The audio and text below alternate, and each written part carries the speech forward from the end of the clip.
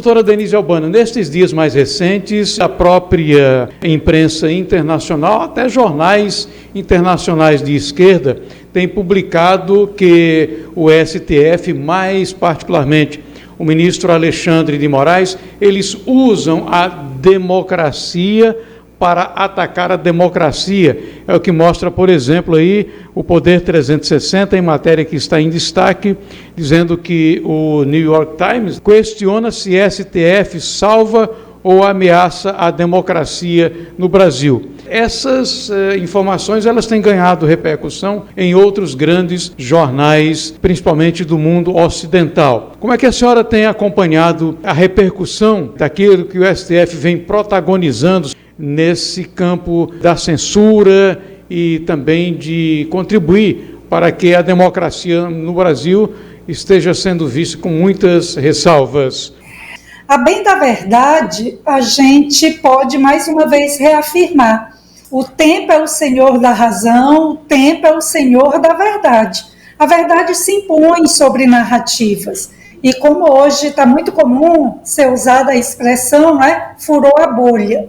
Porque a esquerda ela é muito articulada internacionalmente. Veja que há jornalistas, claramente militantes de esquerda, que são correspondentes dos grandes veículos internacionais que repercutem notícias do Brasil, na Europa, nos Estados Unidos em especial. E, de certa maneira, a versão que eles difundiam enquanto correspondentes de veículos, de agências internacionais de notícias, era exatamente de que Lula foi vítima de uma perseguição política, que não deixaram Lula disputar a eleição de 2018, que Lula foi vítima porque, sendo pai dos pobres, sendo a favor dos mais miseráveis, o sistema político brasileiro não quis mais que ele voltasse à cena política, mas, como diz o vice dele, que ele queria era voltar à cena do crime. De certa maneira, os escândalos aí, Mensalão, Lava Jato, sempre pintados como uma espécie de, olhe, Lula não teve como resistir às velhas raposas do meio político e econômico brasileiro. A própria diplomacia, alguns quadros que ocupam postos no corpo diplomático brasileiro, também houve reportagens mostrando o quanto eles atuavam para prejudicar a imagem do governo Bolsonaro e favorecer a imagem de Lula. E, felizmente, com o tempo, toda essa narrativa ela vem sendo como que desmontada. Veja que o New York Times, e a reportagem que você mostrou do Poder 360 faz menção, claramente, todo americano sabe que é um grande jornal de inclinação mais progressista, mais à esquerda. E quando ele faz essa indagação, o STF ameaça ou salva a democracia, de certa maneira expõe essa junta de governo que hoje controla o país, que a gente já mencionou em outras participações das minhas no jornal, de que hoje é esse consórcio Supremo, governo Lula, que controla o país. E a imagem, de fato, do ativismo, para além do ativismo, do arbítrio judicial, hoje tocado pelo Supremo, já está escancarada ao mundo. Antes da eleição do Lula, havia, tanto lá fora como aqui no Brasil, os grandes veículos, como o Estadão, a Folha de São Paulo, um certo discurso justificador dos excessos do Supremo.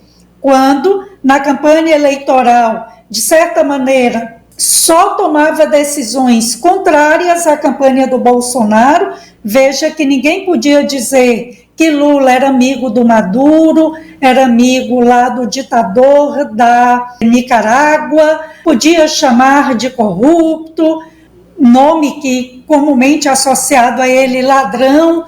eu chamo comumente de descondenado pelo próprio Supremo, e enquanto a campanha do Bolsonaro era, por exemplo, proibiram Bolsonaro de gravar lives na casa onde ele morava temporariamente, que era o Palácio da Alvorada. Proibiram que ele divulgasse imagens de seu discurso na ONU.